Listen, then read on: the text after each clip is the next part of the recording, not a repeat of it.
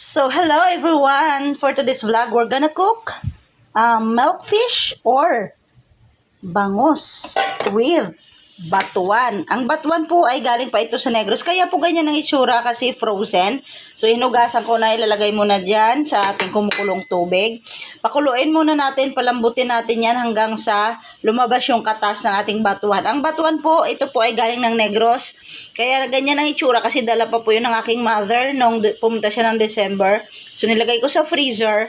And then, para ma-preserve, pagluto niyan, ganyan lang. So, from freezer, diretso na po sa kumukulong tubig, lalambot po yan. Mamaya pag lalambot, update po kita. So, after how many minutes, ayan na po yung ating batuan. So, nadurog na siya. Pwede nyo po itong kunin. Pwede nyo pong tanggalin. Sa amin kasi sa Negros, hindi na po ito tinatanggal kasi nakakain po yung skin niya ng batuan. So, yung buto, iluluwa mo lang yan. And then, yung balat, pwedeng kainin. So, dahil hindi may kasama po tayong hindi naman Bisaya, tatanggalin po natin itong mga butong to din para maiwan lang yung katas.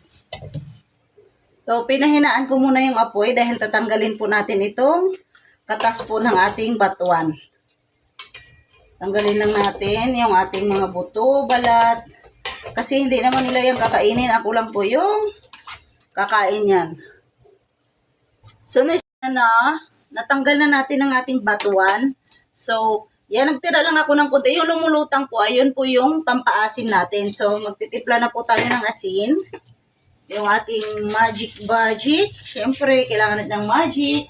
And then, may hiniwa na po ako ditong sibuyas, luya, kamatis. Maraming kamatis. Yan. Then, yung sili. Titimplahan lang po natin to bago natin ilagay ang ating bangus. Bangus. Lalaki ng hiwa ng bangus. Panalo, ang taba. Diba? Isang pirasong bangus lang yan.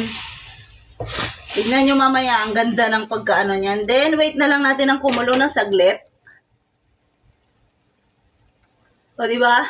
Tignan nyo guys. Yung sabaw, namumuti-muti, di ba? Parang ano, kaya nga, milkfish. Because, ang sabaw looks like milk. Hindi, joke lang. Ang nagmi-milk na po na ito ay dahil po ito sa batuan, sa ating pampaasim na batuan. So, sa amin po, mas masarap po sana ito kung may, puso ng saging. Kaya lang, since hindi ako nagpunta ng palengke, wala akong nabiling puso ng saging. So, wala. Ito na lang. Ito ay sinigang sa batuan na paborito ng mga Ilonggo at mga Ilongga.